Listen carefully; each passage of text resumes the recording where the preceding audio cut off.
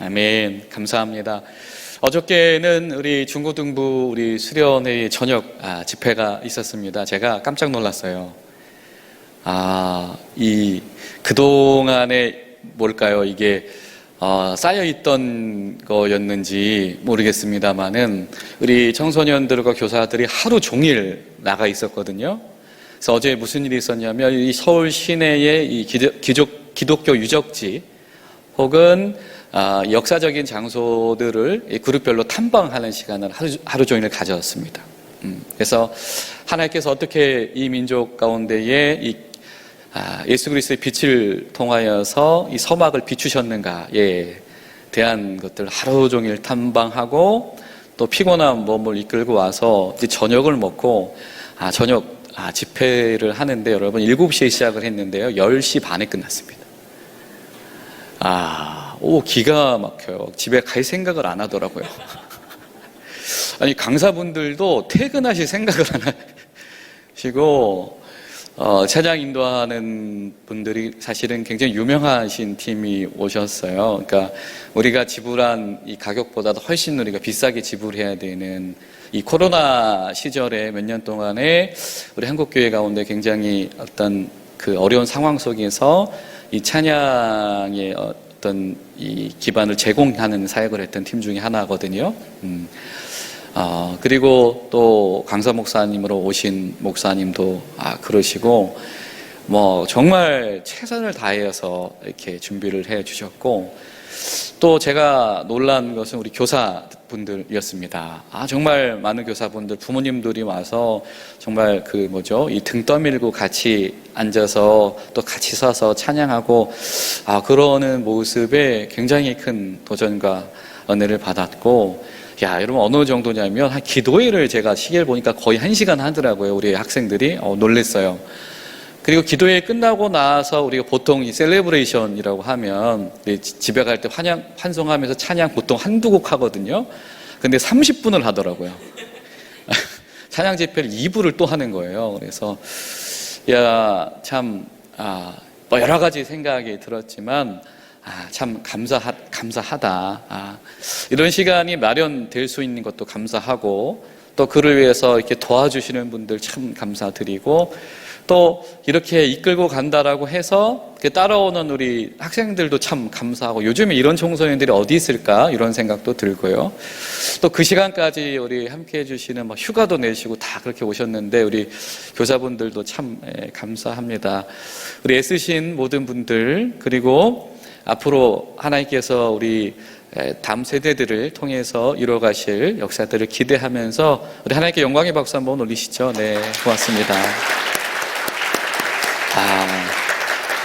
어제 이렇게 박수 안 치더라고요, 우리 학생들이. 우리 학생들한테 그런 면이 있는지 정말 오랜만에 경험을 했던 것 같아요. 여러분, 이번 주는 뭔가 더 활동적이어야 됩니다. 그렇죠? 뭔가 더 선포적이어야 하며 뭔가 거리로 뛰쳐나가는 자들의 심령이 우리 가운데 회복되어져야 될 것 같아요. 이번 주간에는 우리 3.1절이 있는 주간이기도 합니다. 그때에 예수 복음 가운데에서 새로운 세상을 꿈꾸던 이들이 거리로 뛰쳐나가면서 담대하게 총탄에 맞서던 자들의 심정은 어떠했을까라고 하는 것이죠. 또 한 가지 오늘 말씀 속에 이 사도 바울이 자신의 이 투옥의 한계 또 육신의 한계 상황과 나이의 한계에 불구하고도 오늘 이런 말을 합니다. 어떻게 해서든지 내가 주님의 부활의 은혜에 도달하고자 합니다. 나는 도무지 주님의 십자가의 고난과 주님의 부활의 은혜 가운데 조금 더 가까이 가기를 원합니다. 왜냐하면 우리가 달려나갈 때마다 그때마다 그 시마다 그 상황마다 하나님은 그때마다 합당한 상으로 우리 앞에서 나타나실 것이기 때문입니다. 그래서 지금 우리가 다 완성한 것도 아니고 잡은 것도 아니고 이룬 것도 아니고 우리는 여전히 현재 진행형이라는 것을 알아야 하고 우리는 현재 진행형인 것을 우리는 인정하고 행해야 할 것입니다. 여러분, 저와 여러분의 신앙도 이와 같은 줄을 믿습니다. 우리가 예수 믿었다라고 해서, 우리가 주의 십자가 구원 앞에 확신에 섰다라고 해서 우리가 이제는 뒷짐지는 신앙이 되어서는 안 될 것입니다. 오늘도 우리는 살아계신 예수님의 십자가 앞에서 주님의 십자가가 나를 살리셨노라고, 주님의 십자가가 아니고서는 내가 오늘 하루도 온전히 존재할 수 없노라고 우리 삶을 향하여서, 그리고 우리 삶의 밖을 향하여서 외칠 수 있는 그런 자들, 필요하다면 주님 보내시면 거리로 뛰쳐나올 수 있는 그런 믿음이 우리 가운데서 회복되어야 될 줄로 믿습니다. 오늘 말씀을 생각하면서 그런 한 가지 주제를 던지게 되었습니다. 무엇이냐면, 우리 신앙이, 내가 가지고 있는 이 예수님에 대한 신앙 고백이 그냥 특정한 시점에 머무르고 있구나. 여러분, 아마 집집마다 액자 또 사무 네, 문제 없습니다. 이 사진 액자들 한두 개는 다 가지고 계실 겁니다.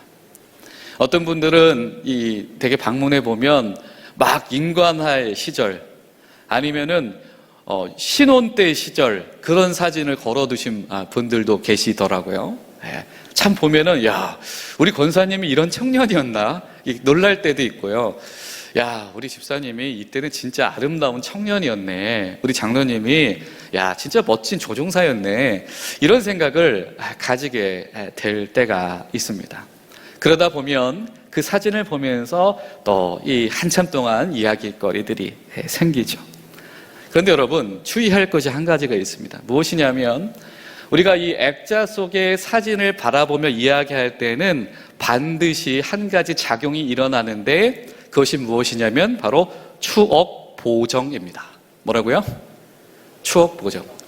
희한하게요, 과거의 자신이 이상하게 아름답게 기억되기 시작을 해요. 그렇죠?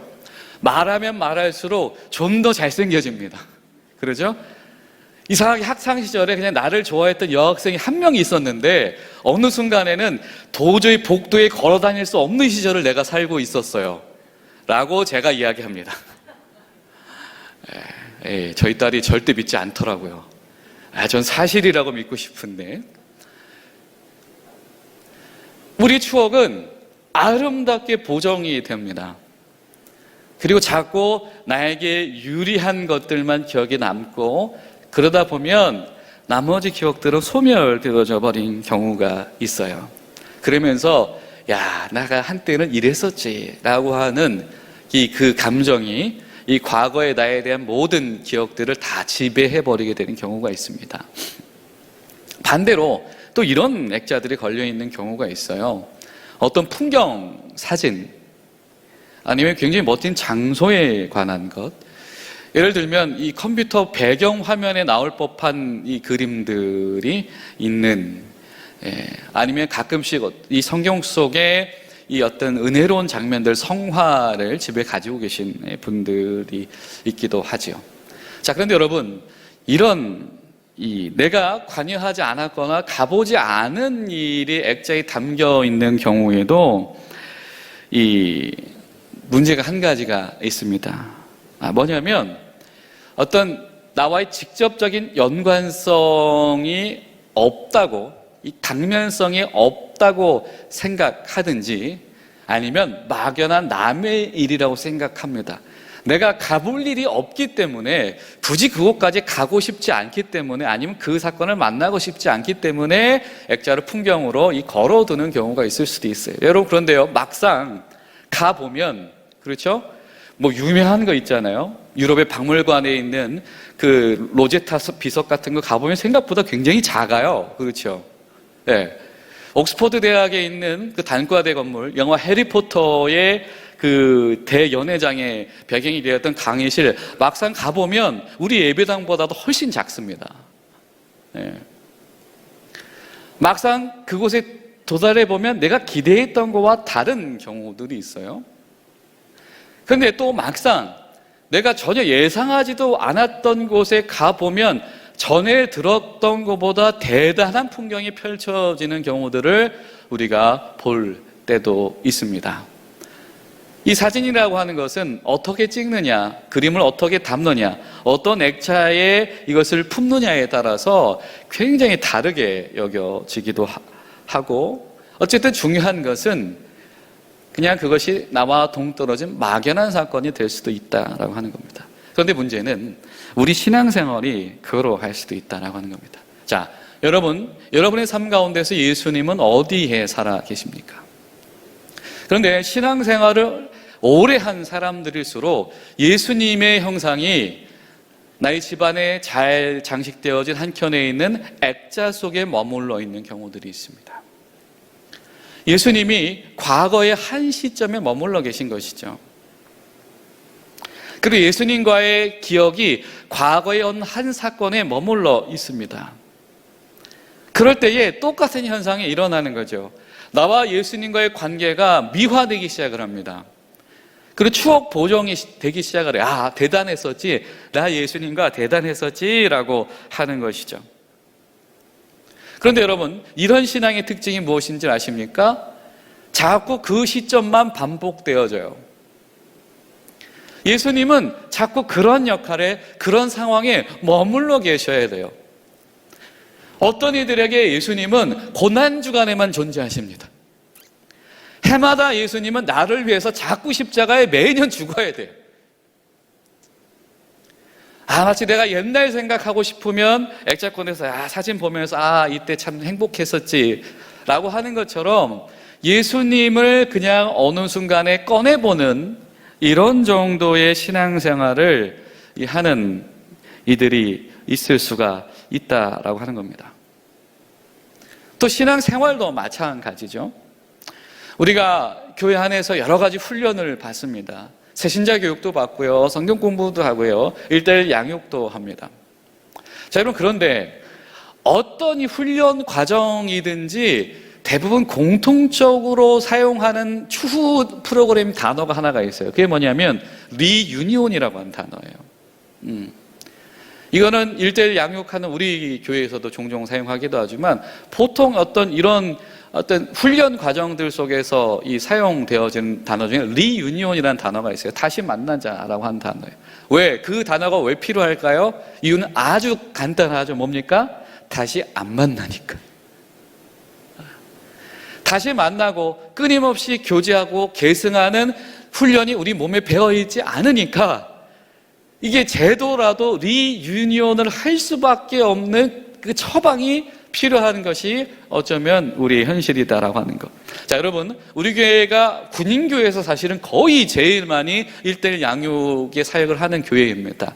그래서 많은 멘티와 멘제의 관계들이 있지요. 자, 여러분의 멘티와 멘제와 1년 중에 얼마나의 교제를 하십니까? 리유니온이 혹시 필요한 사이가 되진 않으셨나요? 여러분, 제자의 도라고 하는 것은, 제자 훈련이라고 하는 것은 평생 하는 거죠. 그렇죠? 예, 그 교제를 넘어서는 사건입니다. 그 1:1 훈련 기간이라고 하는 이 동반자 과정 혹은 양육자 과정이 되었든지 그 기간을 통해서 하나님 앞에서 동역하게 되어진 그 관계들이 평생 자신들의 신앙생활을 점검하고 교제하고 격려하면서 그냥 평생 그 길을 같이 가는 사람이 되어야 하는 것이죠. 제자훈련은 평생 진행되어지는 것입니다. 그런데 어느 순간에 우리가 나의 멘토였지, 나의 멘제였지, 그분을 통해서 배웠지, 그때 참 그분이 뜻밖의 신앙이 너무 순수하고 아름다웠지, 이런 추억용으로만 머물러 있는 경우들이 있다라고 하는 것이죠. 여러분, 어쩌면 우리 교회 가운데에 이 리유니온이라고 하는 이 사역적인 용어가 필요 없을 만큼의 어떤 관계와 교제가 재개되어야 될 필요도 있습니다. 그래서 커피 주문량이 너무 많아가지고 주일날에 커피 내리다가 예배 못 드리겠어요. 이 얘기가 한 번씩은 나와줄 법한. 주일날에는 시간이 모자른 것 같아요. 토요일날 아니면 금요일날 퇴근하고도 만나볼까요? 라고 하는.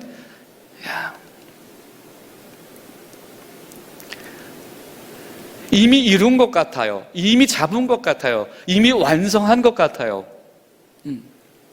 그렇게 생각하고 싶은 것이 우리 신앙생활이 될 수가 있다라고 하는 것이죠. 그런데 오늘 사도 바울이 그거 아니다라고 우리에게 이야기합니다. 우리 아직 잡은 거 아닙니다. 우리 아직 완성한 거 아닙니다. 우리 아직 도달한 거 아닙니다. 우리 여전히 그거 하고 있습니다라고 하는 겁니다. 우리 신앙의 우리의 과거가, 우리 한때의 사건이 아름답게 미화되어서는 안 됩니다. 왜냐하면 현실은 전혀 다를 수 있기 때문입니다. 사사기 3장을 보면 첫 번째 사사 온니엘의 이야기가 등장을 합니다. 온니엘의 이름의 뜻은 하나님이 힘이 되는 자라고 하는 뜻입니다. 독특한 배경이 있습니다. 안타깝게도 온니엘의 사사로 세워지던 시대에 유행하던 것이 무엇이냐면 이방인들과의 결혼이었습니다. 왜냐하면 내가 가지고 있는 신앙은 신의 산, 광야에서 만났던 하나님인데 여기에 머물고 있었던 이들은 뭐냐면 농사의 신, 다산의 신을 섬기는 사람들인 거예요. 막상 이 땅에서 농사 지을 수 있는 땅에 당도해 보니 이 농사 짓는 사람들과 잘 지내고 싶은 마음이 앞서가기 시작을 합니다. 그러니까 그렇게 광야에서 뜨겁게 산에서 만났던 하나님은 잊혀지기 시작을 해요. 농사 짓는 종교를 가지고 있는 이들과 결혼하면서 가문과 가문이 만나기 시작을 합니다. 어느 순간에 하나님 신앙을 가지고 만나는 결혼이 성사되지 않는 일들이 많아졌더라. 그때 성경은 이렇게 이야기합니다. 아람 나라하임, 강 두 개 사이의 나라에 있는 아람 나라에 구산 리다사임, 아람 나라하임 구산 리다사임, 랩 같죠? 에 있는 두 배나 악독한 구산이 두 개 강 사이에 있는 아람 지역에 아주 두 배 더블로 악한 사람이 이 이스라엘 땅, 이 지역을 쳐들어와서 8년간 그들을 압제했다. 그 이유는 무엇이냐면 하나님 신앙 안에서 다음 세대를 꾸리고자 하는 이들이 없었기 때문이다. 그때의 첫 번째 사사로 세움받은 사람이 온니엘, 하나님이 나의 힘이시다라고 하는 사람인데 이 사람이 누구의 사위였냐면 갈렙의 사위였다라고. 아니 여호와 신앙 그거 한때 그렇게 했으면 됐지 굳이 요즘 시대에 그럴 필요가 있나? 많은 사람들이 생각을 할 때에 아니다라고. 그 신의 산에서 만났던 하나님을 오늘도 우리 다음 세대가 만나야 한다라고 하는 신앙 고백 위에 세워진 다음 세대의 가정이 온니엘이라고 하는 가정이었는데 성경은 이 첫 번째 사사의 인물을 이렇게 고백합니다. 모시아, 메시아랑 똑같죠? 발음이 구원자다. 여러분, 필요할 때 꺼내 쓰는 그런 추억 보정용의 믿음이 아니라 오늘도 여전히 주님의 십자가와 부활 앞에 서기 위해서 부단히 노력하며 함께 갑시다. 아직 잡은 거 아닙니다. 라고 서로를 격려할 수 있는 믿음이 우리 가운데서 회복되시기를 예수님의 이름으로 축복합니다. 여러분, 그래서요, 우리가 이번 사순절에 우리 성경 통독 벌써 90여 분이 같이 하고 계시거든요. 각자 하는 분도 계시지만, 여러분, 그 새벽 기도를 마치고 그 어플을 키면요, 얼마나 재미있는지 몰라요. 뭐냐면, 누가 성경책 읽는지 다 표시가 되고 있어요. 그 어플에. 지금 이 권사님 성경책 읽고 있네. 제가 아주 재밌습니다. 그 출석 체크하는 건 아니고 여러분 오해하지 마십시오. 그냥 그게 너무 재밌어요. 지금 나랑 같은 시간에 이분이 읽고 계시네. 그러면서 이게 사실 지칠 수도 있고 또 지루할 수도 있는데 일주일 만에 벌써 좀 지치더라고요. 목 아파요. 성경 읽으랬더니. 근데 그 성경 넘기는 모습 보면서 이거 하게 되는 것 같아요. 그런 교회 공동체는 바로 이러한, 우리 지금 같이 걸어가요. 우리 아직 도착한 거 아닙니다. 아직 완성한 거 아닙니다. 이룬 거 아닙니다. 여러분, 우리가 그렇게 할 수 있게 되기를 간절히 바랍니다. 안 그러면 우리는요, 의도적으로 예수님을 외면할 수도 있어요. 그냥 예수님 좀 거기에 계셔주세요. 거기에 계셔주세요. 때로 우리가 예수님 앞에 노출될 필요가 있습니다. 누가복음 7장을 보면 이 또 다른 형태의 이 향유를 깨트린 여인이 한 명 등장을 하지요. 이 예수님께서 바리새인 집에 초대되었습니다. 하필 바리새인인데 예수님을 초대했으니 얼마나 그 자리가 귀할까요? 자, 그런데 갑자기 사람들에게 죄인이라고 손가락질을 받는 여인이 향유 항아리를 예수님 앞에 들고 와서 갑자기 예수님 발 붙잡고 엉엉 울기 시작을 해요. 다 너무 울었던지 그 눈물을 자기 머리털로 막 닦습니다. 그리고 나서 자기 손으로 예수님 발에다가 이렇게 기름 바르면서 주님 안에서 흐느적거립니다. 그때 사람들이 예수님 저 여자 어떤 여자인지 알고 저러시나? 저거 부정한 여인하고 저렇게 터치하면 안 되는데, 이런 수군거림을 할 때에 예수님께서 그 얘기를 하십니다. 아니다. 누가 진정한 감동이 있는 정말 살아있는 믿음의 사람인 줄 아느냐? 바로 지금 하나님 앞에 용서를 빌고 그 죄를 탕감받은 사람이 하나님 앞에서 감동하는 사람이다. 그리고 그 여인에게 말씀하시죠. 가라 여인아, 이제 평안히 살아도 되겠다. 내 믿음이 너를 구원하였다.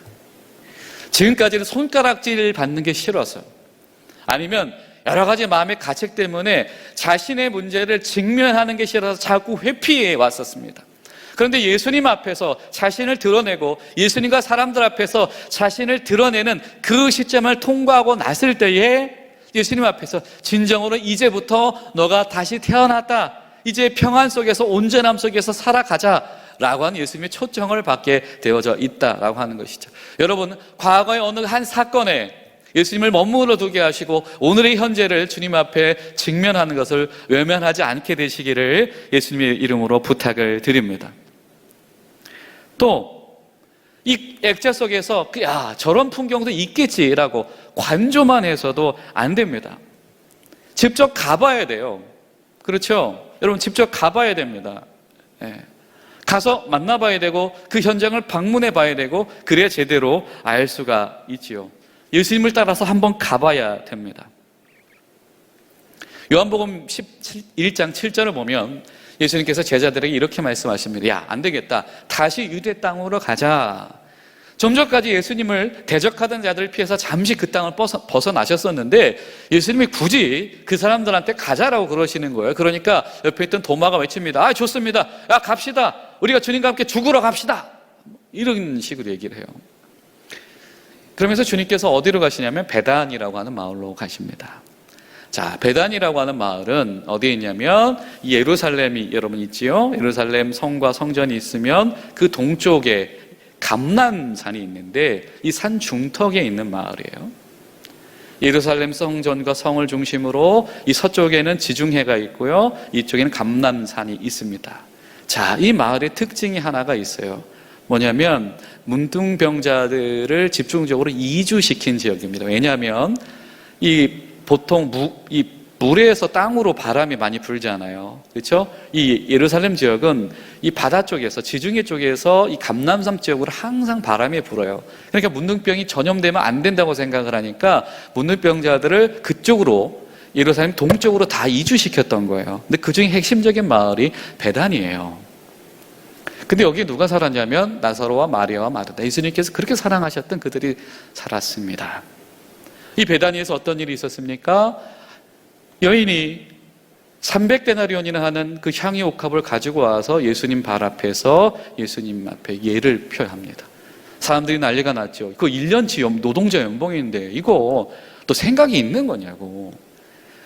여러분, 보통 마을에서 1년치 연봉이었으면 베다니 사람들이 그걸 모으려면 더 많은 노력이 필요했을 거예요. 그렇죠? 그러니까 그 여인은 아마 더 많은 노력을 들여서 그걸 준비했을 겁니다.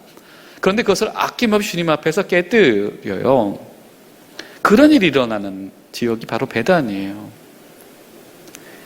직접 주님과 동참하지 않고서는 그 마음을 알 수 없습니다. 너희 아무도 모르는구나. 지금 여인이 이 시점에서 이 행위를 하는 것은 공교롭게도 나의 장사를 이 그녀가 먼저 준비하는 것이다.